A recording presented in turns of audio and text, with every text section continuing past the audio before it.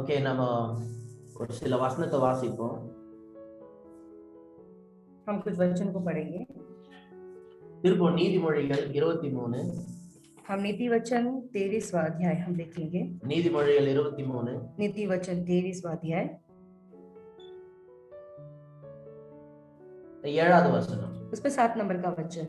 அதுல போட்டிருக்கு, அவனுடைய நினைவுகள் எப்படி இருக்கிறதோ அவன் அப்படியே இருக்கிறான். उसमें ऐसा लिखा गया है, मनुष्य जो विचार करता है वो वैसा ही है. மனுஷனுடைய நினைவுகள் எப்படி இருக்கிறதோ அவனும் அப்படியே இருக்கிறான். मनुष्य जो मन में विचार करता है वो वैसा ही है. As a man thinketh in his heart, so is he. मनुष्य जैसा मन में विचार करता है वो वैसा ही है. So இந்த வசனத்தை ஞாபகம் வச்சுங்க. तो ये वचन को आप याद रखें. அடுத்தது பிலிப்பியர் 4ஆம் அதிகாரத்துக்கு. और ये वचन को आप याद रखें. उसके बाद में जो फिलिप्पी की किताब हम देखेंगे. பிலிப்பியர் 4ஆம் அதிகாரத்துல 8வது வசனம். फिलिप्पी की किताब 4था अध्याय 8 नंबर का वचन. Philippians chapter 4 verse 8. फिलिप्पी की किताब 4था अध्याय 8 नंबर का वचन. தமிழ்ல வாசிக்கிறேன். मैं तमिल में पढ़ूंगा. கடைசியாக சகோதரரே, உண்மை உள்ளவைகள் எவைகளோ, ஒழுக்கம் உள்ளவைகள் எவைகளோ, நீதி உள்ளவைகள் எவைகளோ, கற்புள்ளவைகள் எவைகளோ, அன்புள்ளவைகள் எவைகளோ, நற்கீர்த்தி உள்ளவைகள் எவைகளோ, புண்ணியம் எதுவோ, புகழ் எதுவோ, அவைகளையே சிந்தித்துக் கொண்டிருங்கள். इसलिए हे भाइयों, जो बातें सत्य है और जो बातें आदरणीय है और जो बातें उचित है और जो बातें पवित्र है और जो बातें सुहावनी है और जो बातें मन भावनी है, अर्थात जो भी सद्गुण और प्रसन्न की बातें हैं उन पर ध्यान लगाया करो. நம்ம சுகத்தை பத்தி பாக்குறோம். तो हम चंगाई के बारे में देख रहे हैं. பாருங்க, நம்மளோட உடம்ப நம்ம சரியா பாத்துக்கிறது கிடையாது. देखो, हम अपना शरीर का ठीक से देखभाल नहीं करते हैं. சுகத்தை இழக்கிற வரைக்கும் அந்த சுகத்தோட மதிப்பு நிறைய பேருக்கு தெரியல. जो सेहत को गंवाने तक जो है लोग जो है उसका मूल्य, जो शरीर है उसका मूल्य नहीं जानते हैं लोग. சிக்காயிட்ட பிறகுதான் தெரியுது, ஐயோ நம்ம நல்லா இருந்தோம், அப்போ நம்ம கேர்லெஸ்ஸா விட்டோம், இப்போ சிக்காயிட்ட பிறகுதான் ரொம்ப யோசிக்கிறாங்க. तो बीमार होने के बाद ही ये लोग सोचते हैं कि हम भले चंगे थे, हम अच्छे थे, ऐसे करके ये बीमार होने के बाद ये सारे विचार उनके मन में आता है. ஹெல்த் இஸ் வெல்த் அப்படின்னு ஒருத்தவங்க சொல்லியிருக்காங்க. तो सेहत ही धन है, ऐसे करके किसी ने बोला है. அது ரொம்ப வருஷத்துக்கு முன்னாடில இருந்து எனக்கு தெரியும். तो ये जो बातें हैं बहुत सालों से मुझे पता है. ஆனா அது எவ்வளவு முக்கியம்ன்றதே எனக்கு தெரியாது. लेकिन वो कितना महत्वपूर्ण है ये मुझे नहीं पता था. இப்ப நாள் ஆக ஆக நானும் grow ஆக நான் அது பார்க்கறேன், அது எவ்வளவு முக்கியமான ஒரு तो விஷயம். दिन बीते और मेरा भी, जब मैं भी बढ़ रहा हूँ तब मुझे पता चला कि ये जो शब्द है कितना महत्वपूर्ण है. Health is wealth. जो सेहत है वो धन है. ஆரோக்கியம் வந்து ரொம்ப முக்கியம். तो सेहत जो है वो बहुत जरूरी है. நீ கோடீஸ்வரனா இருந்தாலும் ஆரோக்கியம் இல்லைன்னா வாழ முடியாது. आप करोड़पति भी होने दो, अगर आपको अच्छा सेहत नहीं है तो आप जी नहीं पाओगे. உங்களுக்கு தெரியும் இல்லையா, ஆப்பிள் CEO स्टीव जॉब्स. आपको पता है ना, एप्पल जी बनाया है CEO स्टीव जॉब्स का नाम है. அவருக்கு வந்து பயங்கரமான பேரு புகழ் எல்லாமே இருந்துச்சு. उनका नाम शोहरत सब कुछ था. பயங்கரமான சக்சஸ். और बहुत बड़ा सफलता उनको मिला. பணத்துக்கு ஒரு குறைவும் கிடையாது. पैसों के लिए कुछ भी कमी नहीं. ஆனா கம்மி வயசுல கேன்சர்ல இறந்து போயிட்டாரு. लेकिन छोटे उम्र में ही कर्क रोग से वो मर गए. பணம் இல்லாம கூட இருக்க முடியும், ஆனா ஆரோக்கியம் இல்லாம இருக்க முடியாது. देखो, पैसे के बिना तो हम जी सकते, लेकिन सेहत नहीं रहेगा तो हम नहीं जी सकते. ஆரோக்கியம் இல்லைன்னா நம்மளால எதுவுமே என்ஜாய் பண்ண முடியாது. अगर सेहत नहीं है तो हम कोई भी बात का जो है आनंद नहीं उठा सकते. சோ நீங்க எல்லாம் ஆரோக்கியம் அடையணும்ன்றதுக்காக நான் இத டீச் பண்ணிட்டு இருக்கேன். तो आप लोगों को सेहत मिलना चाहिए, इसीलिए जो है ये सब बैठ के मैं आपको सिखा रहा हूँ. நல்ல கவனமா கேட்கணும். तो आप अच्छे से ध्यान से सुना. அப்புறம் இந்த ரெக்கார்டிங் எல்லாம் இந்த வாரம் முழுக்க திரும்ப கேட்கணும். उसके बाद में जो रिकॉर्डिंग है वापस से पूरा हफ्ता जो है आपको सुनते रहना होगा. 10 வாரத்துக்கு அப்புறமா இந்த ரெக்கார்டிங் திருப்பி இருக்காது யூடியூப்ல. और YouTube में 10 हफ्ते के बाद में जो है ये YouTube में अवेलेबल नहीं रहेगा. திரும்ப கேட்கணும் நீங்க. वापस से आपको सुनना होगा. ஓகே, சண்டே ஒரு சர்வீஸ் அட்டெண்ட் பண்ணோம், இந்த டைம் ஹீலிங் பத்தி டீச் பண்றார் பாஸ்டர், கேட்டோம், நல்லா இருந்துச்சு, அவ்வளவுதான். ओके, रविवार में आए और हम सुने, ठीक है, ये हफ्ता उन्होंने चंगाई के बारे में सिखाया है, हाँ उतना ही काफी बोल के नहीं जाना है. நீங்க எல்லாம் சுகமாகணும். आप सभी को चंगाई मिलनी चाहिए. நீங்க எல்லாரும் ஆரோக்கியமா இருக்கணும். और अच्छी सेहत होनी चाहिए. சோ நான் ஒரு காரியமா உங்களுக்கு நான் சொல்லிட்டே வருவேன். तो एक बात में जो है आपको बताते रहूंगा. நான் எல்லாத்த பத்தியும் கவர் பண்ணுவேன். देखो, हर एक जो बातें है उसे मैं कवर करूंगा. ஆண்டோட வார்த்தையில இருந்து சுகத்தை பத்தி சொல்லுவேன். परमेश्वर के वचन को लेके चंगाई के बारे में सिखाऊंगा. ஸ்பிரிச்சுவலா நீங்க என்ன பண்ணணும், आत्मिक तौर से आपको क्या करना है, பிசிக்கலா நீங்க என்ன பண்ணணும், शारीरिक तौर से आपको क्या करना है, என்ன சாப்பிடணும், क्या खाना है, இது எல்லாமே முக்கியம். ये सब जरूरी है। ஒரு சிலர் எல்லாம் நினைப்பாங்க, कुछ लोग ऐसा सोचते होंगे, நீங்க வெறும் வார்த்தை மட்டும் போதீங்க பாஸ்டர், மத்ததெல்லாம் எதுவும் தேவையில்ல. कुछ लोग ये सोचते हैं कि पास्टर देखो आप जो है परमेश्वर का वचन ही आप सीखा, बाकी सब हमको जरूरत नहीं है।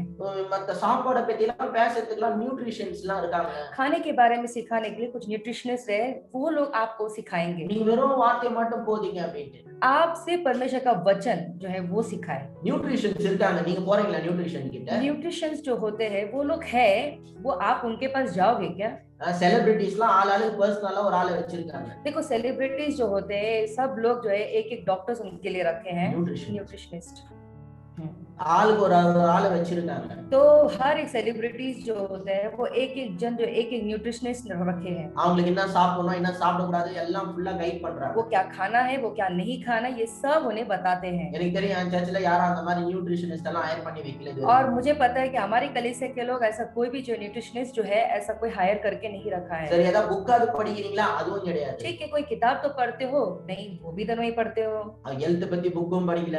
हेल्थ के बारे में कोई किताब भी नहीं पढ़ते हो। யாராவது ஒரு நியூட்ரிஷனும் வச்சில்ல. या तो कोई न्यूट्रिशनिस्ट भी नहीं रखे हैं आप। அப்புறம் எப்படி நீங்க வந்து நான் வேணா சாப்பிடுவேன் ஆனா கடவுள் மட்டும் என்ன சுகமாக்கிடணும். फिर ये कैसा होगा? भाई मैं कुछ भी खाऊंगा और परमेश्वर बस मुझे चंगा सा रखे बस। நான் நிறைய பேர் பார்த்திருக்கேன் பாருங்க. देखो मैंने बहुत बार देखा हूँ, குறிப்பா கிறிஸ்டியன்ஸ் தான் இந்த வேலை பண்ணுவாங்க. खास करके मसीह लोग ही ये काम करते हैं। அவங்களுக்கு டயபெட்டிஸ் இருக்கும், उनको डायबिटीज होगा, சக்கரை வியாதி, शक्कर की बीमारी அதை होगी, வெச்சிக்கினே ஸ்வீட்டா சாப்பிடுவாங்க. वो बीमारी रखकर ये मिठाई खाते हैं। எல்லாம் கடவுள் பாத்துக்குவாரு. परमेश्वर सब देख लेंगे, ஸ்தோத்திரம் பண்ணி சாப்பிட வேண்டியதுதான். स्तुति करके बस खा लेना चाहिए। இச்சை அடக்கம் இல்ல ஃபர்ஸ்ட். पहली बात जो है अपने आप को वो संभालते नहीं है। ஆவின் 9 கனியில ஒரு கனி வந்து இச்சை அடக்கம். ये जो है आत्मा का फल है ये।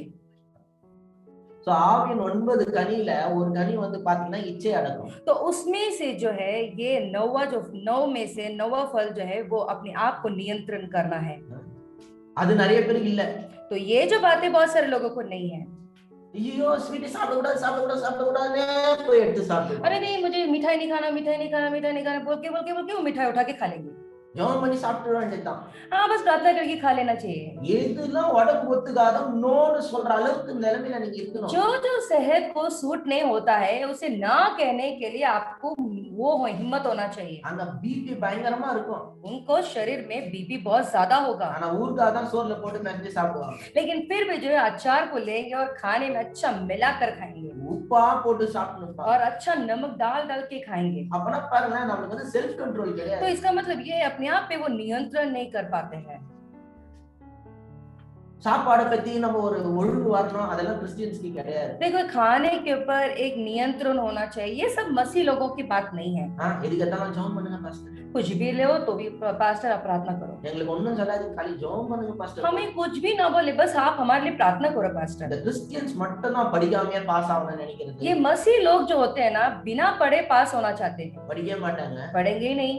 एग्जाम रिजल्ट வரும்போது ஃபாஸ்டிங் பண்ணி ஜெபம் பண்ணுவாங்க. एग्जाम का जब रिजल्ट आता है उस वक्त ये लोग उपवास रख के प्रार्थना करते हैं। ஐயோ அது பாஸ் ஆயிடணும். वो कैसे भी करके पास कर लेनी चाहिए। ஏண்டா கடவுள் ஒரு வருஷம் டைம் கொடுத்தாரு படிக்கிறதுக்கு, சுத்தி நின்று அப்புறமா கட்சியில ரிசல்ட் வரும்போது ஜெபம் பண்ணா. अरे परमेश्वर ने तुझे 1 साल दिया था पढ़ने के लिए, तू ऐसी भटक रहा था, अब रिजल्ट आने के समय बैठ के पढ़ रहा है। நான் சொல்றேன் சிலதுக்குலாம் நீங்க ஜெபம் பண்ண தேவையில்ல, உங்க வேலையை செஞ்சீங்கன்னா போதும். देखो मैं कहना चाहता हूँ कुछ लोगों को जो है प्रार्थना करने की जरूरत नहीं है, आप काम करेंगे तो काफी होगा। படிச்சீங்கன்னா பாஸ் ஆயிட போறீங்க, देखो அவ்வளவுதான். पढ़ोगे तो पास हो जाओगे बस। ஜெபம் பண்ணீங்கன்னா added favour, added benefit, added blessing अगर அவ்வளவுதான். आप प्रार्थना भी करोगे साथ साथ तो आपके लिए जो है आशीष भी आपको उसके साथ में मिल जाएगा। எத்தனையோ பேர் ஜெபம்லாம் பண்ணலாம், நான் படிச்சாம பாஸ் ஆயிட்டான். देखो कितने सारे लोग प्रार्थना ही नहीं किए लेकिन फिर भी वो पढ़ा और वो पास हो गया। செய்ய வேண்டிய காரியத்தை जो செய்யணும். करना है वो करते रहना चाहिए। சிலர் வேலைக்கு போக மாட்டாங்க. कुछ लोग काम पे ही नहीं जाते हैं, ஆண்டவர் கிட்ட ரொம்ப தெரியாத மாதிரி பரிதாபமா இன்னசென்ட்டா கேட்பாங்க. लेकिन फिर भी बेचारे के जैसा जो है परमेश्वर से वो पूछता है, ஆண்டவரே இந்த அடியனுக்கு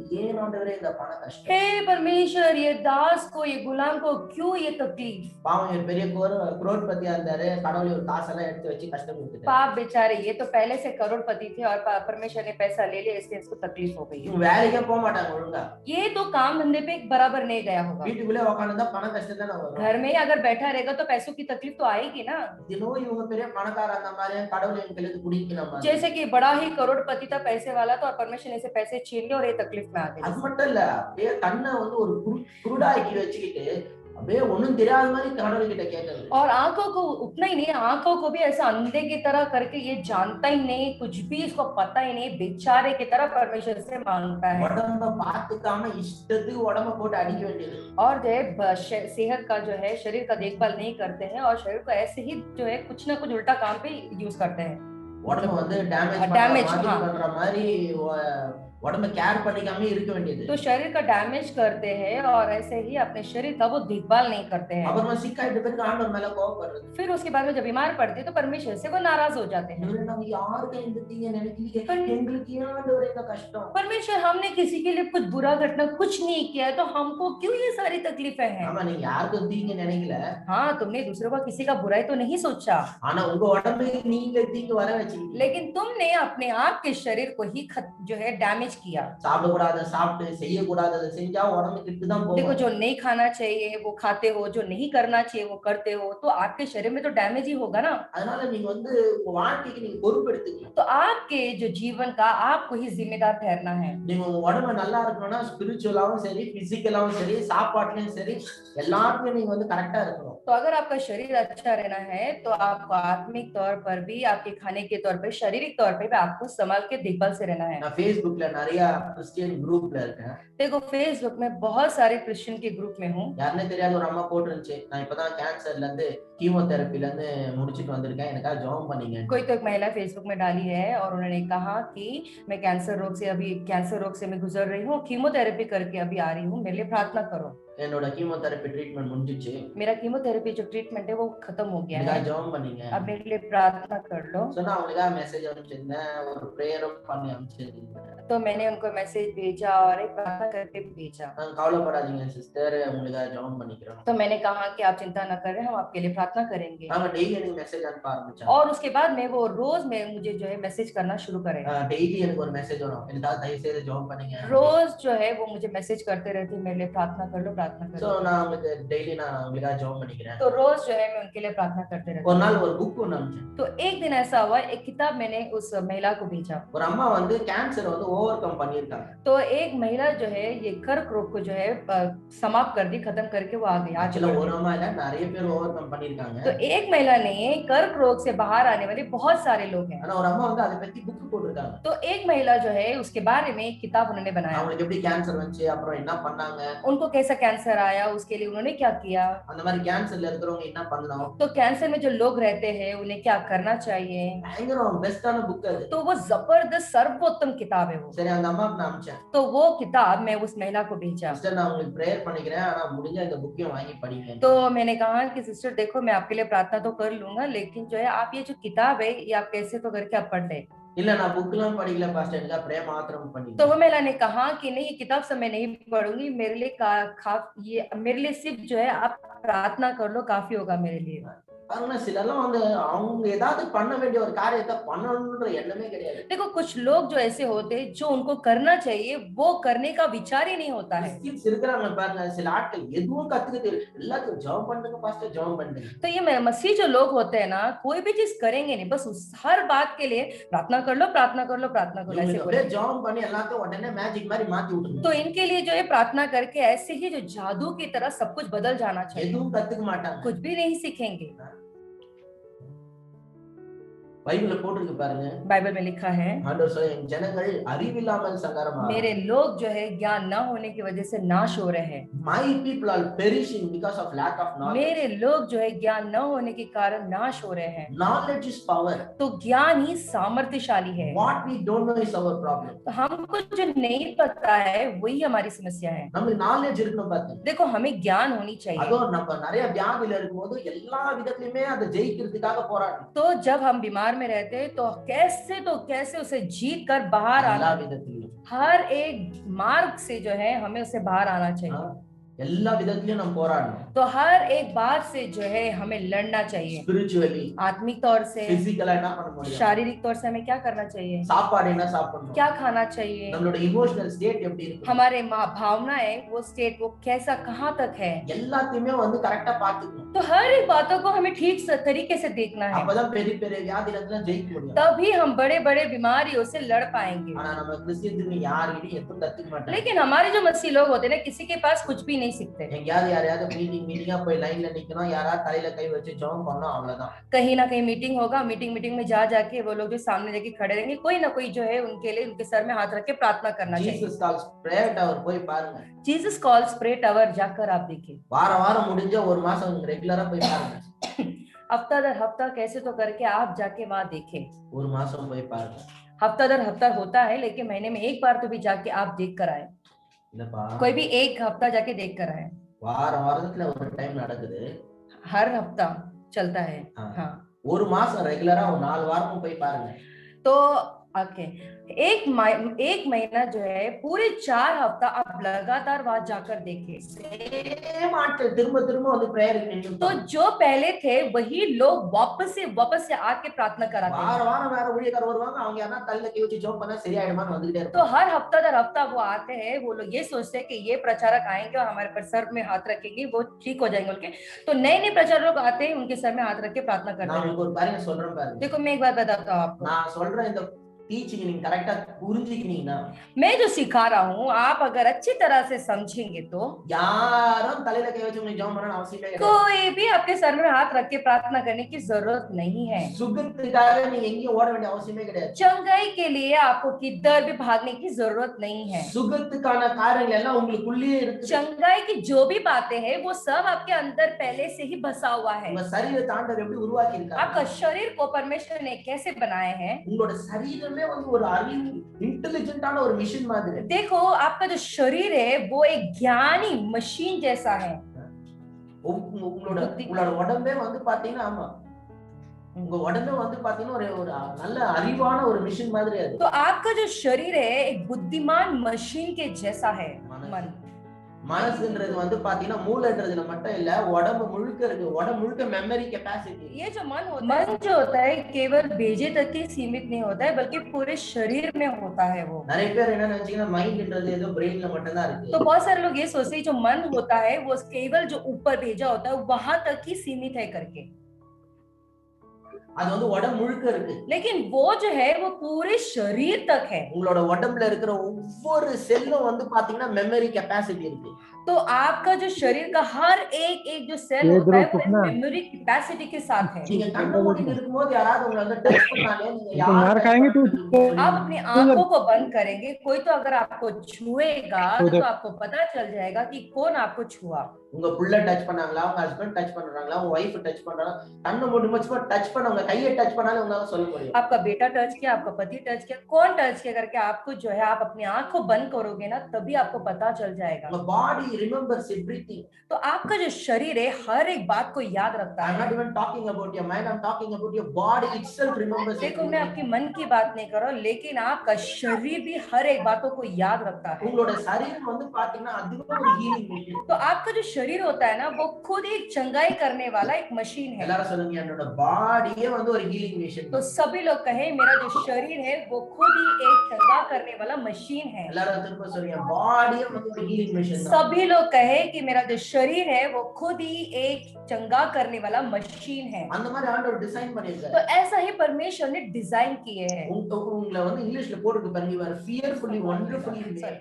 आप जो है बड़े ही परमेश्वर ने बड़े ख्याल से और बड़े अद्भुत तौर से आपको बनाए हैं।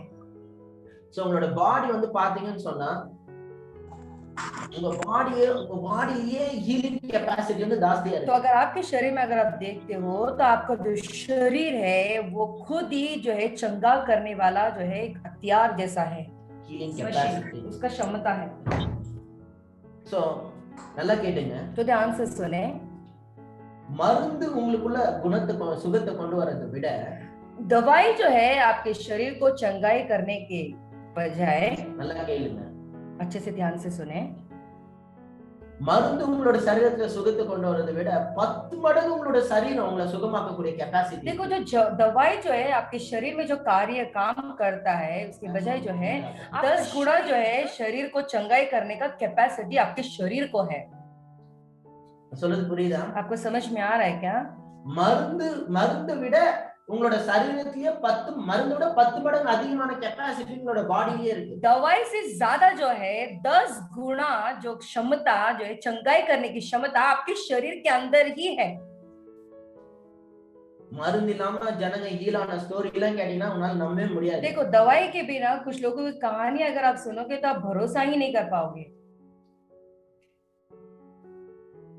ஆண்டவர் வந்து உங்களை அந்த மாதிரி டிசைன் तो பண்ணிருக்காரு. परमेश्वर ने आपको ऐसे डिजाइन किए हैं। நல்லா எல்லாம் கவனமா கேளுங்க. तो सभी लोग ध्यान से सुने। உங்களோட மைண்ட் எங்கேயும் அங்க எங்க போக விட்டுறாதீங்க. तो आपका जो मन है यहाँ वहाँ न भटकाए। ஏன்னா நான் வந்து ரொம்ப சீரியஸா கஷ்டப்பட்டு நீங்க நல்லா இருக்கணும்ன்றதுக்காக ப்ரீச் பண்ணிருக்கேன். क्योंकि गंभीर तौर से आप लोग सब भले चंगे हो, इसीलिए जो है यहाँ पे बैठ के मैं सिखा रहा हूँ।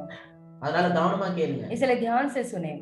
ஏன்னா முக்கியமான பேசும்போது தான் ஏதாவது டிஸ்ட்ராக்ட் ஆயிடும். तो कुछ ना कुछ महत्वपूर्ण अगर हम बताएंगे उस वक्त ही आपका मन भटक जाएगा, डिस्टर्ब हो जाएगा। நான் சொல்றது உங்களால நம்ப முடியுதான்னு தெரியல. आप इस बात पे भरोसा करोगे या नहीं करोगे मुझे नहीं पता। உங்களோட சரீரம் மருந்து விட 10 டைம்ஸ் பவர் இருக்கு, லைஃப் ஃபோர்ஸ் இருக்கு உங்களை ஹீல் ஆக்குறதுக்கு. देखो आपके शरीर में जो है 10 गुना ज्यादा क्षमता होता है चंगाई करने के लिए, यानी कि दवाई से ज्यादा जो है आपका शरीर खुद चंगा कर लेता है। அதுக்கான பவர் இருக்கு. उसका जो क्षमता, उसका जो ताकत आपके शरीर के अंदर है।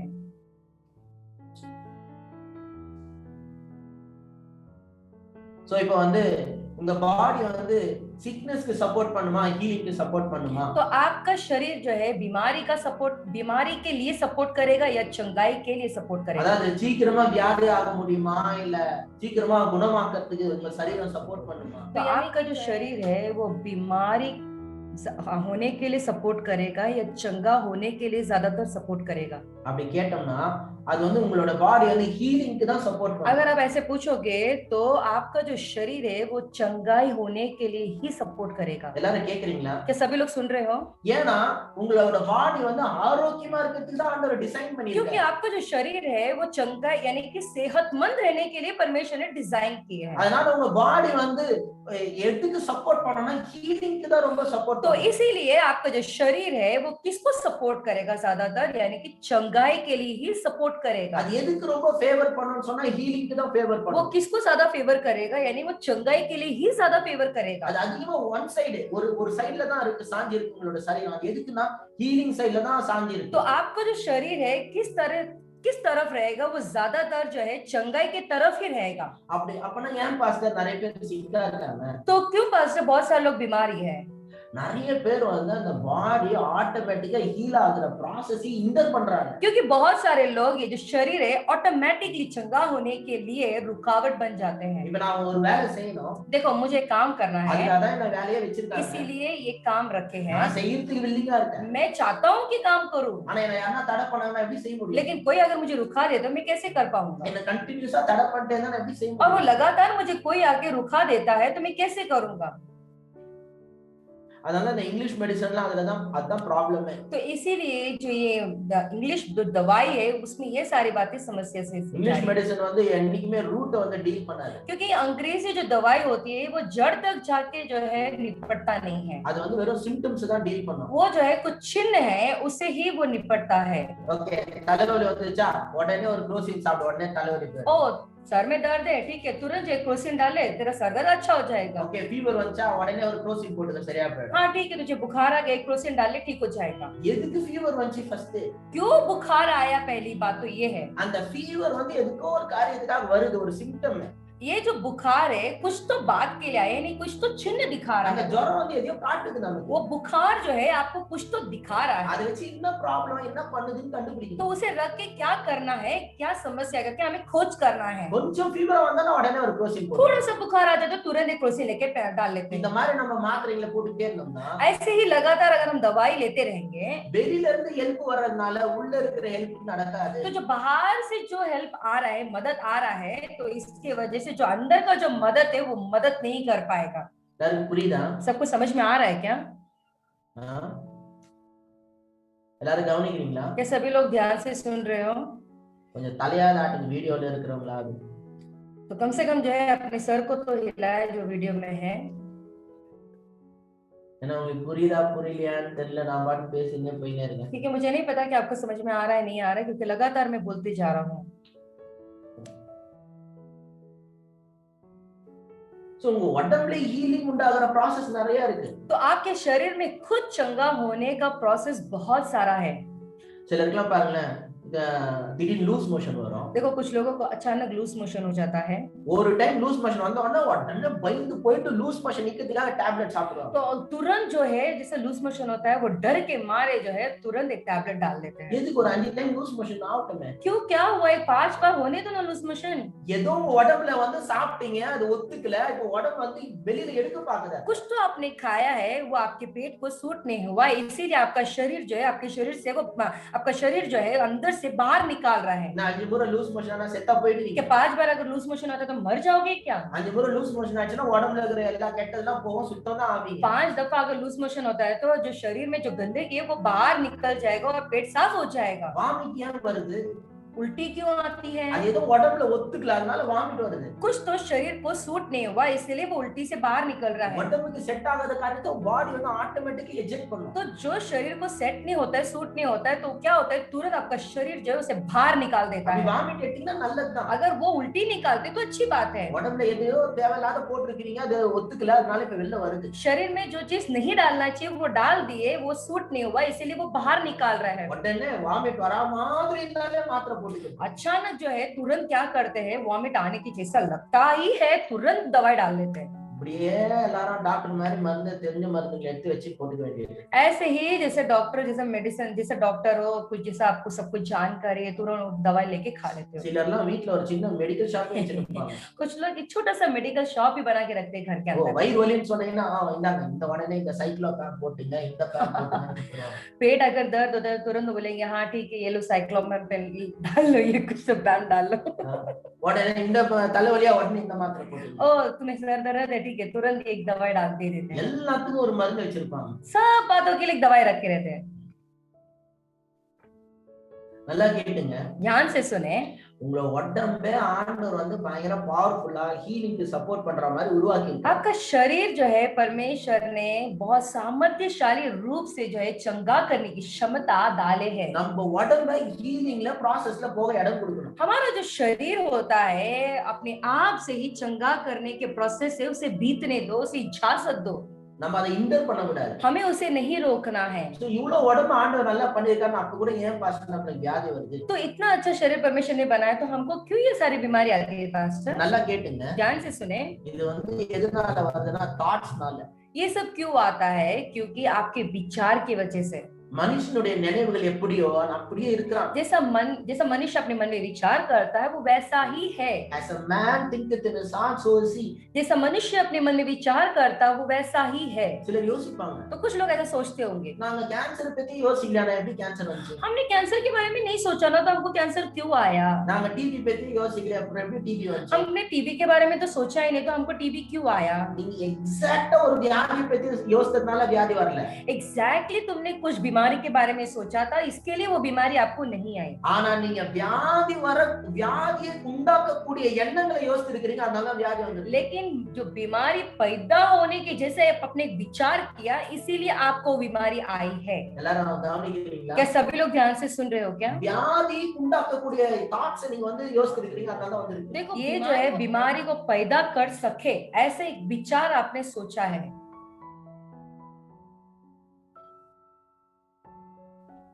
அதாவது சில தாட்ஸ் இருக்கு, அந்த மாதிரி நீங்க யோசிச்சீங்கன்னா உங்களுக்கு இல்லாத வியாதிலாம் வரும். देखो कुछ कुछ विचार ऐसे होता है अगर उसके बारे में आप सोचेंगे तो आपको वो आएगा। எப்ப பார்த்தாலும் நெகட்டிவா யோசிக்கிறது, हमेशा जो है नकारात्मक बातों को सोचना ஹேட்ரட், और नफरतें, மத்தவங்க மேல வெறுப்பு, दूसरों के लिए नफरतें, கோபம், गुस्सा। கசப்பு. So, நல்லா கேட்டுங்க. तो ध्यान से सुने, ஆண்டவர் வந்து உங்களோட சரீரத்துல ஹீலிங் உண்டாக்குற மாதிரி ஆண்டவர் வந்து உண்டாக்கி இருக்காரு. परमेश्वर ने आपको ऐसे बनाया है जैसे कि आपका शरीर जो है चंगाई को प्राप्त करे, ऐसा ही आपको बनाया है। ஆனா இந்த கசப்பு, வைராக்கியம், பெருமை இதெல்லாம் உங்களுக்கு வியாதிகளை கொண்டு வரக்கூடிய எண்ணங்கள். लेकिन ये कड़वाहट और जो है दोष भावना है, लोगों के ऊपर जलन रखना है, ये सारी जो बातें आपको बीमारी को लेकर ही आएगा। பெருமை, घमंड, இதெல்லாம் வந்து உங்களுக்கு வியாதியை கொண்டு ये வரக்கூடிய सारी जो बातें जो है आपको बीमार को लेकर आ सकता है आपके शरीर में। சிலெல்லாம் பெருமை, கோபம், கசப்பு இதெல்லாம் வச்சிருந்தீங்கன்னா ஒண்ணும் பண்ண முடியாது. तो घमंड, गुस्सा, दोष भावनाएं, लोगों के ऊपर नाराजगी, ये सारी जो बातें अगर आपके मन में रहेगा तो आपको बीमारी बीमारी को आप लेकर आते हो। சந்தோஷமா இல்லாம எப்பவுமே சோகமா இருக்கிறது, आप खुशी से नहीं रहते हो, हमेशा जो है मुंह को मुरझा कर रखते हो। சிலருக்கு சிரிப்பே வராது, कुछ लोगों को हंसी ही नहीं आती है। எப்ப அப்படியே மூஞ்சி சுடுமூஞ்சி மாதிரியே வச்சுட்டு இருப்பாங்க. हमेशा आप उनका जो चेहरा है जो है 12 बजा हुआ या मुंह को उतरा हुआ रखे रहते हैं। எப்ப பார்த்தாலும் அழு சிலர்லாம் வந்து அழுமூஞ்சிகளாவே இருப்பாங்க. हमेशा किसी को देखेंगे तो मुंह रोया हुआ मुंह जैसा ही रहता है। எங்களுக்காக ஜெபம் பண்ணீங்க பாஸ்டர், எங்களுக்காக ஜெபம், இதே மூஞ்சி 20 வருஷமா அப்படியே தான், எங்களுக்காக ஜெபம் பண்ணீங்க, हमारे लिए प्रार्थना कर लो पास्टर, हमारे लिए प्रार्थना कर लो, बल्कि 20 साल तक ऐसा ही मुंह को रखे रहते हैं। பிரேயர் பாயிண்ட் சொல்றதுக்காகவே சிலர் அழுமூஞ்சிகளாவே இருப்பாங்க. प्रार्थना का जो है पॉइंट बोलने के लिए ही कुछ लोग मुंह को रुलाते हुए या मुंह को मुरझा कर ही रखते हैं। 20 வருஷமா சொல்லிட்டே இருப்பாங்க, எங்களுக்காக ஜெபம் பண்ணீங்க, எங்களுக்காக ஜெபம் பண்ணீங்கன்னு। 20 साल तक, यानी 20 साल से लेकर अभी तक भी वो ऐसा ही बोलते रहते, हमारे लिए प्रार्थना करो, हमारे लिए प्रार्थना करो। நீங்க நல்லா சந்தோஷமா இருங்க, எல்லாம் நல்லா இருக்கும். देखो, सबसे पहली बात, आप खुशी से रहो तो बाकी सारी बातें अच्छी हो जाएगी। இந்த சந்தோஷம் இல்லாம बिना कुछ खुशी रहे, கசப்புல இருந்துகிட்டு, कड़वाहट में रहकर, கோபத்துல இருக்கிறது, गुस्से में रहकर, தண்ணியே வெறுக்கிறது, अपने आप से ही नफरत कर कर। சிலருக்கு வந்து லைஃப்ல ஃப்ரஸ்ட்ரேஷன், देखो, बहुत सारे लोगों को अपने जीवन में फ्रस्ट्रेशन होता சில है, நேரத்துல அவங்களுக்கே பிடிக்காது, अपने आप को ही वो लोग पसंद नहीं करते हैं। நான் வந்து வாழ்க்கையில சரியா இல்ல, मैं अपने जीवन में ठीक नहीं हूँ, எல்லாரும் நல்லா ஆயிட்டாங்க, सभी लोग अच्छे हो गए நான் हैं, இப்படியே இருக்கேன், मैं अभी तक ऐसा ही हूँ, எல்லாரும் மேல போயிட்டாங்க, सब लोग आगे बढ़ गए हैं, நான் இப்படியே இருக்கேன், मैं ऐसा ही हूँ। இப்படி இவங்களே குத்திக்குவாங்க। वो अपने आप को ही छुपा लेते हैं। சில நேரத்துல இவங்களே தேவையில்லாத கில்ட் எல்லாம் எடுத்து வச்சுக்குவாங்க। कुछ कभी कभी ऐसा होता है, अपने आप जो मतलब होना ही नहीं चाहिए वो सारे दोषी भावने अपने आप अंदर लेकर रखे रहते हैं। பாருங்க, என்னோட ஃப்ரெண்டோட அப்பாக்கு கோவிட் வந்திருக்கு, देखो, मेरे जो मित्र है उनके पिता को कोविड हुआ है, ஹாஸ்பிடல்ல அட்மிட் ஆக்கிருக்காங்க, वो उनको हॉस्पिटल में एडमिट किए हैं। அவன் Facebookல போடுறான், वो फेसबुक में जो मेरा मित्र है उसने ऐसा डाला है, எங்க அப்பாக்கு வந்து கோவிட், मेरे पिता को कोविड है, நான் என்ன பாவம் பண்ணேன்னு தெரியல, எங்க அப்பாக்கு இந்த மாதிரி ஆயிடுச்சு। मैंने क्या पाप किया पता नहीं, मेरे पिता को ऐसा हो गया। தம்பி, நீ எந்த பாவமும் பண்ணலப்பா, भाई तूने कुछ भी पाप नहीं किया। எல்லாருக்கும் கோவிட் போய் பரவின்னு இருக்குது, அதுல உங்க அப்பாக்கு வந்துச்சு। यहाँ पे सभी को कोविड फैल रहा है, उसमें तुम्हारे पिता को भी हो गया है। அவங்க அப்பாக்கு கோவிட் வந்துச்சு, ஆனா இவன் போடுறான் Facebookல, நான் என்ன தப்பு பண்ணேன்னு தெரியல, எங்க அப்பாக்கு கோவிட்। इसके पिता को कोविड हुआ है, लेकिन ये ऐसा फेसबुक पे डाल रहा है जैसे कि मैंने क्या पाप किया, मेरे पिता को कोविड हो गया करके ऐसा पूछ रहा है। தேவையில்லாத கில்ட் தூக்கி நம்ம மேல போட்டுக்கிறது, जो जरूरी नहीं है वो सारे दोष भावनाएं जो है अपने अंदर वो अपने ऊपर लेकर डाल देते हैं। கில்ட், காண்டம்னேஷன், जो है दोषी भावनाएं, ये सारी जो बातें डाल देते हैं अपने ऊपर। குற்ற உணர்வுல இருக்கிறது, ஆக்கினை தீர்ப்புல இருக்கு, இவங்களுக்கு தண்டனை வர வச்சுக்கிறது, जो अपने आप के ऊपर ही दोष भावना महसूस, मतलब ऐसा वो लोग महसूस करते हैं, अपने आप के ऊपर ही वो लोग नफरत को लेकर आ जाते हैं। சிலர்லாம் வந்து அவங்களே வெறுத்துக்குவாங்க, சிலர்லாம் அவங்களுக்கே தண்டனை எதிர்பார்ப்பாங்க। कुछ लोग अपने आप से ही नफरत करते हैं और कुछ लोग ऐसे हो जाते हैं अपने आप पे वो दंड को लेकर आते हैं। சும்மாவே இவங்க குழம்புவாங்க, கடவுள் அவங்க மேல கோபமா இருக்கிற மாதிரி நினைச்சுக்குவாங்க। ऐसे ही बैठे रहेंगे, ऐसे ही जो है इतना बोखलाहट में आ जाते हैं जैसा कि परमेश्वर उनके ऊपर दंड की आत्मा दे दिए जैसे। நான் சொல்றேன், आज्ञा கடவுள் दे உங்க दी மேல जैसे। கோபமா எல்லாம் இல்ல, देखो, मैं कहना चाहता हूँ कि परमेश्वर आपके ऊपर कोई भी गुस्सा या क्रोधित नहीं है। கடவுள் வந்து உங்க மேல இரக்கமா தான் இருக்காரு। परमेश्वर आपके ऊपर दयावान ही है। ஆண்டவர் உங்களை ஃபுல்லா மன்னிக்கிறாரு। परमेश्वर आपको पूरी तरह से माफ कर दिए। நீங்க பண்ண எல்லா தப்பையும் ஆண்டவர் மன்னிச்சிட்டாரு। आपने जो भी पाप किया है परमेश्वर ने सारे पाप को माफ कर நீங்க दिए। நம்பணும், கடவுள் என்ன மன்னிச்சிட்டாருன்னு आपको நம்பணும்। विश्वास करना होगा कि हाँ, मुझे परमेश्वर ने माफ कर दिए। கடவுள் எதுக்கு இருக்கிறாருன்னு நினைக்கிறீங்க? உங்களா மன்னிக்கிறதுக்காக தான் இருக்காரு।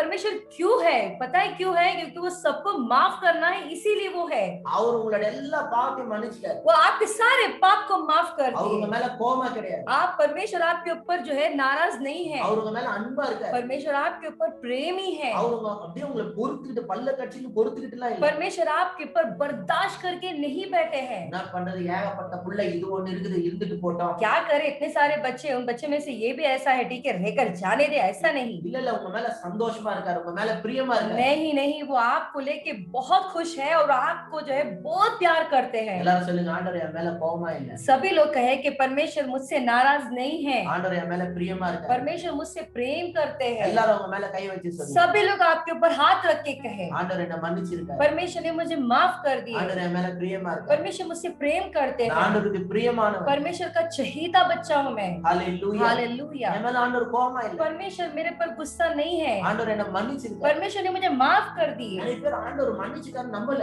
बहुत सारे लोग ये विश्वास नहीं करे कि अभी तक परमेश्वर ने उन्हें माफ किया है करके। நாங்க ஏதோ பாவம் பண்ணோம், அதுக்குதான் தண்டனை அனுபவிக்கிறோம். कुछ तो हमने पाप किया है, उसका दंड हम अभी ले रहे हैं। நீங்க பாவம் பண்ணிருக்கீங்க, देख आपने पाप किया होगा, ஆனா ஆண்டவர் மன்னிச்சிட்டார். लेकिन परमेश्वर ने आपको माफ कर दिया। ஆண்டவர் மன்னிக்கிறவர். परमेश्वर माफ करने वाले में से है। அவருடைய இரக்கங்களுக்கு முடிவே இல்லை. उनकी दया का कोई सीमा नहीं है। அவைகள் காலைதோறும் புதிதா वो இருக்கு. हर दिन नया है। ஆண்டவர் உங்க மேல இரக்கமா देखो परमेश्वर आपके ऊपर दयावान है। நான் சொல்றேன், நீங்க நல்லா ஆகணும்னு விரும்புறாரு. और परमेश्वर चाहते हैं कि आप अच्छे हो। நீங்க வியாதியிலிருந்து குணமாகணும்னு விரும்புறாரு. परमेश्वर ये चाहते हैं कि आप बीमारी से बाहर आ जाए। நீங்க வியாதியிலிருந்து குணமாகணும்னு ஆண்டவருடைய விருப்பம். परमेश्वर की चाहत है, उनकी यही इच्छा है कि आप बीमारी से बाहर आ जाए। நீங்க வியாதியிலிருந்து குணமாகறது ஆண்டவருடைய சித்தம். परमेश्वर की यही इच्छा है कि आप उस बीमार से बाहर निकल जाए। ஹalleluya, हालेलुया, ஹalleluya, हालेलुया। எல்லாரும் சொல்லுங்க, நான் ஆண்டவர், நான் குணமாகறது ஆண்டவருடைய சித்தம். सभी लोग मिलकर कहे, मैं चंगा होना ही परमेश्वर की इच्छा है। நான் குணமாகறது ஆண்டவருடைய விருப்பம். मैं चंगा होना ही परमेश्वर की इच्छा है। So, நீங்க சுகமாகணும்னு ஆண்டவர் விரும்புறாரு. देखो आप चंगे हो जाए, यही परमेश्वर चाहते हैं। நான் சொல்றேன், देखो मैं कहना चाहता हूँ, சுகத்தை பெற்றுக்கொள்வது ஈஸி. देखो चंगाई प्राप्त करना आसान है। அது HIV இருக்கட்டும், கேன்சரா இருக்கட்டும், அது என்னவா கூட இருக்கட்டும், वो HIV होने दो या कर्क रोग होने दो या कोई भी बीमारी होने दो, ஆண்டவர் உங்களுக்கு சுகத்தை தரார். परमेश्वर आपको चंगाई दे रहे हैं। ஹalleluya, हालेलुया। எந்த வியாதிக்கும் பயப்படாது. कोई भी बीमारी के लिए आप डरे नहीं। தொடர்ந்து இந்த டீச்சிங்க கேளு. लगातार आप ये जो सिखा रहे हैं हम उसे सुनते रहे। முதல்ல ஒரு காரியம் நல்லா ஞாபகம் வச்சுக்கோ. सबसे पहली बात जो है आप अच्छी तरह से याद रखें, நல்ல எண்ணங்களை வைங்க. अच्छे विचार को रखें। உங்களையே நீ நேசி. आप अपने आप से प्रेम करें। ஆண்டவர் சொல்றார், உன்னை நேசிக்கிறது போல பிறனை நேசி. परमेश्वर कह रहे हैं अपने आप से जैसा प्रेम करते हो तुम दूसरों से भी वैसा ही प्रेम रखो। நிறைய பேருக்கு ப்ராப்ளம் என்னன்னா, முதல்ல அவங்களே நேசிக்கல.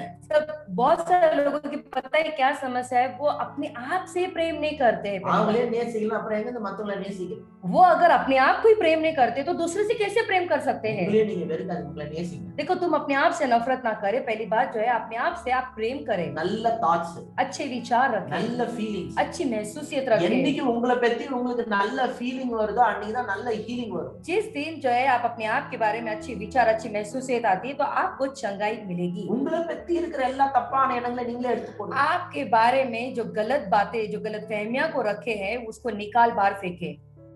யோவான் புத்தகம் வாசித்து பாத்தீங்கன்னா, यूहन्ना का किताब अगर पढ़ते हो तो ஒரு இடத்துல वहां போட்டிருக்கு, पे लिखा गया है, if your heart condemns you, अगर आपका जो हृदय दोष भावनाएं महसूस करवाता God है is greater than your heart, he knows everything. तो परमेश्वर आपके हृदय से भी महान है और वो आपको सब बातों से जानता है। அதாவது பைபிள் எப்படி போடுனா, உன்னோட இருதயமே உன்னை குற்றப்படுத்துமானால் தேவன் உன்னோட இருதயத்தோட பெரியவரா இருக்கிறார், அவர் எல்லாம் அறிந்திருக்கிறார்னு போடுறது. तो इसका मतलब ये है, अगर तुम अपने हृदय को जो है अगर आप दोषी भावना महसूस करो, लेकिन परमेश्वर जो है आपके हृदय से भी बड़ा है, वो आपके हृदय को जानते हैं, அவர் எல்லாம் அறிந்திருக்கிறார். वो सब जानते हैं। அப்படின்னா என்ன அர்த்தம்? इसका मतलब क्या है बोले तो, நிறைய பேர் எப்படி நினைச்சிட்டு இருக்காங்க, बहुत सारे लोग पता है कैसे इस वचन को लेते நம்ம हैं, இருதயமே நம்மள குற்றப்படுத்தும். देखो हमारा हृदय खुद जो है दोषी भावनाएं को लगा रहा है, அப்படின்னா ஆண்டவர் எவ்வளவு குற்றப்படுத்துவார். तो कितना परमेश्वर दोष लगाते होंगे। ஆனா அந்த வார்த்தையோட அர்த்தம் அப்படி கிடையாது. लेकिन उस वचन का मतलब वो नहीं है। உன்னோட இருதயம் உன்னை குற்றப்படுத்துமானால் आपका हृदय अगर आपको दोषी ठहराता है ஆண்டவர் உங்க இருதயத்தை போல சின்னவர் கிடையாது. तो परमेश्वर आपके हृदय की तरह छोटे नहीं है, அவர் பெரியவர், वो बड़े महान हैं, அவர் எல்லாம் वो அறிந்திருக்கிறார். सब जानते हैं, அவர் உன்னை குற்றப்படுத்துவதில்லை. वो आपको दोषी नहीं ठहराते हैं। ஹalleluya. हालेलुया। உங்க இருதயம் உங்களை ஒருவேளை குற்றப்படுத்தும், आपका हृदय आपको दोषी ठहराता होगा शायद, ஆண்டவர் உங்களை குற்றப்படுத்தல. लेकिन परमेश्वर आपको दोषी नहीं ठहराते हैं। ஹalleluya. हालेलुया। ஆண்டவர் உங்களை எப்படி பார்க்கறாரு? परमेश्वर आपको किस नजरिए से देखते हैं? ஆண்டவர் உங்களை பரிசுத்தவானா பார்க்கறாரு. परमेश्वर आपको पवित्रता से देखते हैं, சிலர் आप ஜெபம் पवित्र हो करके देखते हैं। சிலர் தான் ஜெபம் பண்ணுவாங்க, कुछ लोग ऐसे प्रार्थना करते हैं, ஆண்டவரே நான் ஒரு பாவி ஆண்டவரே. परमेश्वर मैं एक पापी हूँ परमेश्वर। அப்படியே சொல்லுங்க, வாழ்க்கையில ஒரு புரிய ऐसे ही बोलते रहो तो आपके जीवन में कुछ भी सफलता नहीं होगा। நான் சொல்றேன், मैं कहता हूँ ஆண்டவர் உங்களை பாவின்னு சொல்ல, परमेश्वर ने आप पापी हो करके नहीं बोले। உங்களுக்கு ஒழுங்கா பைபிள் தெரியும்னா अगर आप ठीक तरीके से बाइबल जानते हो तो ஆண்டவர் உங்களை பரிசுத்தவான்னு சொல்றாரு. परमेश्वर आपको आप पवित्र हो करके बोल रहे ஆண்டவர் हैं, உங்களை நீதிமான்னு சொல்றாரு. आप धर्मी हो करके बोल रहे हैं। ஆண்டவர் உங்களை அவரோட பிள்ளைன்னு சொல்றாரு. परमेश्वर वो कह रहे हैं कि आप परमेश्वर के बच्चे हैं करके। ஆண்டவரே நான் ஒரு பாவி. परमेश्वर मैं एक पापी हूँ। சிலர்லாம் ஜெபத்தை ஆரம்பிக்கிறது இப்படி தான் ஆரம்பிக்கிறது, कुछ लोग जो है प्रार्थना जब शुरू करते हैं वो ऐसे ही शुरू करते हैं, ஆண்டவரே நான் ஒரு அருகதையில்லாத பாவி ஆண்டவரே, परमेश्वर मैं एक ऐसा बुरा पापी हूँ करके, தகுதியே இல்லாத ஒரு பாவி, मैं தகுதியே இல்லாத ஒரு பாவி. एक बहुत बुरा पापी हूँ करके। நீங்க பாவியா இருந்தீங்க, और तुम तो पहले पापी थे ही, இயேசுவை விசுவாசித்தீங்க. आप यीशु को विश्वास किए। நம்முடைய தேவன் எப்படிப்பட்ட தேவன் தெரியுமா? हमारा परमेश्वर पता है कैसा परमेश्वर है? பாவிகளை நீதிமானாக்குகிற தேவன். पापी लोगों को नीतिमान धर्मी बनाने वाला परमेश्वर है। ஹalleluya. हालेलुया। அவரை விசுவாசம் வைக்கிற எல்லாரையும் ஆண்டவர் நீதிமான் டிக்ளேர் जो कोई उन पे विश्वास करते हैं वो धर्मी है करके परमेश्वर घोषणा करते हैं। ஆண்டவர் உங்களை நீதிமான்னு சொல்றாரு. परमेश्वर कह रहे हैं कि आप धर्मी हो। உங்க பாஸ்டர் நான் சொல்றேன் நீங்க எல்லாம் நீதிமான். तुम्हारा पास्टर मैं कह रहा हूँ कि तुम सब धर्मी हो, நீங்க எல்லாம் பரிசுத்தவான்கள். तुम सब पवित्रता हो। பாஸ்டர் உங்களுக்கு என்ன பத்தி தெரியாது. पास्टर आप मेरे बारे में नहीं जानते हो। உங்களை பத்தி எனக்கு தெரியாது, ஆனா ஆண்டவர் உங்களை பத்தி என்ன நினைக்கிறாரு எனக்கு தெரியும். देखो मैं तुम्हारे बारे में नहीं जानता हूँ, लेकिन परमेश्वर आपके बारे में सब जानते हैं। ஆண்டவர் உங்களை பரிசுத்தவானா பார்க்கறாரு. परमेश्वर आप पवित्र हो उस नजरिए से देखते हैं। ஆண்டவருடைய ரத்தம் உங்களை சுத்தமாக்கி, परमेश्वर का लहू आपको शुद्ध कर रहा है। ஆண்டவர் உங்க மேல கோபமா இல்ல. परमेश्वर आपसे गुस्सा नहीं है। ஆண்டவர் உங்களை மன்னிச்சிருக்காரு. परमेश्वर ने आपको माफी कर दी। எல்லா குற்ற உணர்வை தூக்கி போடு. सारे दोषी के जो भावना है उसे निकाल बाहर फेंके। எல்லா गिल्ट कंडमनेशन உங்களுடைய இதயத்துல सारे दोषी भावना आपके हृदय से निकाल बाहर फेंके। ஆண்டவருடைய ரத்தம் உங்களை எண்ணங்களை கழுவு. परमेश्वर का लहू आपके विचारों को धोने दो। ஒரு பெரிய சமாதானத்தை பெற்றுக்கொள். एक बहुत बड़ा शांति होने दो आपके अंदर। ஹalleluya. हालेलुया। சோ இதோட இந்த வாரம் तो முடிச்சிடுவோம். यहाँ से हम इस हफ्ते को समाप्त करेंगे। நல்ல எண்ணங்கள், अच्छे विचार போட்டி, பொறாமை, जो है लड़ाई झगड़ा, வெறுப்பு, नफरतें, கசப்பு, कड़वाहट, இதெல்லாம் வச்சிருந்தீங்கன்னா வியாதி வரும். ये सारी जो बातें रखेंगे आपके मन में तो बीमारी आएगी। எப்பவுமே குற்ற உணர்வுல இருக்கிறது, हमेशा दोष को ही अंदर रखे बैठे रहना, எப்பவுமே சோகமா இருக்கிறது, हमेशा जो है मुंह को मुरझा कर रखना, दुखित रहना। உங்களுக்கு வியாதி அப்படி இருந்தீங்கன்னா இதெல்லாம் வியாதியை உண்டாக்கக்கூடிய. तो अगर आप ऐसे सब रखोगे तो आप क्या करते हो? ये सब बीमारी को पैदा करने के जैसा आप रखते हो। நல்ல எண்ணங்களை வை. तो आप अच्छे विचारों को रखें, நல்ல காரியங்களை யோசி. अच्छी अच्छी बातों को ये सोचें। ஐயோ நான் அந்த வியாதியில செத்து போயிடுவனோ, और अरे ये बीमारी में मर जाऊंगा क्या? செத்துட்டேன் பொண்டாட்டி பிள்ளை யார் பாப்பா? मैं मर जाऊंगा तो मेरे बीवी बच्चों को कौन देखेगा? நான் சொல்றேன் முதல்ல நீங்க அவ்வளவு சீக்கிரம் சாவ மாட்டீங்க. सबसे पहले मैं आपको बताना चाहता हूँ आप इतनी जल्दी मरोगे नहीं।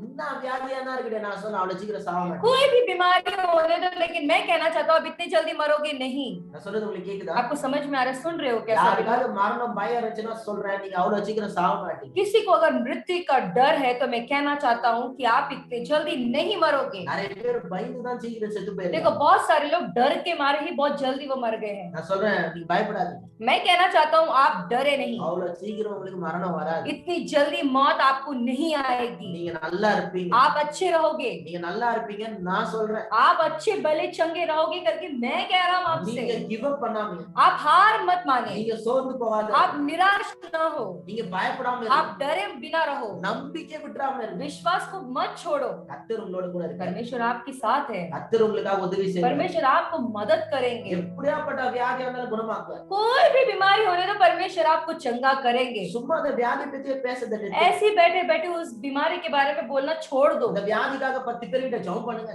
சொல்றது उस நிறுத்துங்க. बीमारी को लेके 10 लोगों के पास में जाकर जो है मेरे लिए प्रार्थना करो करके मत बोलो। ஏன்னா நீங்க அப்படி சொல்லிட்டே இருந்தீங்கன்னா வாழ்நாள் முழுக்க சொல்லிட்டே இருக்க तो வேண்டியது. अगर आप ऐसे बोलते रहोगे तो जिंदगी भर आपको बोलना पड़ेगा। நான் சுகமானேன்னு சொல்லிட்டு ஏஞ்சி போயிட்டே இருக்கேன். आप ऐसे बोलो कि हाँ मैं चंगा हो चुका हूँ बोल के उस जगह से उठ जाओ। அவரோட தழும்புகளால நான் குணமானேன். उनके कोड़े खाने से मैं चंगा हो चुका हूँ। உங்க வாழ்க்கையை பார்த்துட்டு போயிட்டே இருங்க. बस आपकी जो जीवन है उसे आगे देखकर आप चलते रहो। யார்கிட்டயும் எனக்கு இந்த வியாதி இருக்கு, இந்த வியாதி இருக்கு, ஜெபம் பண்ணி லட்சம் பேர் இப்படி சொல்லி நீங்க ஜெபம் பண்ணாலும் ஒண்ணும் நடக்காது. देखो सभी के पास मुझे ये बीमारी बोल के अगर आप प्रार्थना कराते रहेंगे, आप लाखों के पास भी बैठ के प्रार्थना कराएंगे तो भी आप ठीक नहीं होंगे। நான் சுகமானேன்னு நம்புங்க. आपको ये विश्वास करना है कि मैं चंगा हो चुका हूँ। வியாதியை பத்தி யோசிக்கிறதுக்கு பதிலா கடவுளோட வார்த்தையை பத்தி யோசிங்க. बीमारी के बारे में सोचने के बजाय आप परमेश्वर के वचन के बारे में सोचना கடவுளோட வார்த்தையை के बारे में सोचे। கர்த்தர் இன்னும் சொல்லியிருக்காரு. परमेश्वर ने आपके बारे में क्या बोला है, आपके लिए क्या बोले? அவருடைய தழும்பினாலே நாம் குணமானோம். उनके कोड़े खाने से हम चंगे हो चुके। ஹalleluya. हालेलुया। நீங்க எல்லாம் குணமானீங்க நான் சொல்றேன். मैं कहता हूँ कि आप लोग चंगे हो चुके हो। இயேசு நாமத்துல வியாதி எல்லாம் கேன்சல் பண்ணியாச்சு. यीशु के नाम से आपकी जो बीमारी वो रद्द हो चुका है। வியாதியோட எண்ணம் உங்க மனசுல இருந்து நீங்கட்டும். और जो ये बीमारी का जो विचार है आपके मन से निकल जाने दो இயேசுவின் நாமத்தில். यीशु के नाम से। ஹalleluya. हालेलुया। ஜெபிக்கலாமா? आइए हम प्रार्थना करेंगे क्या? பிதாவே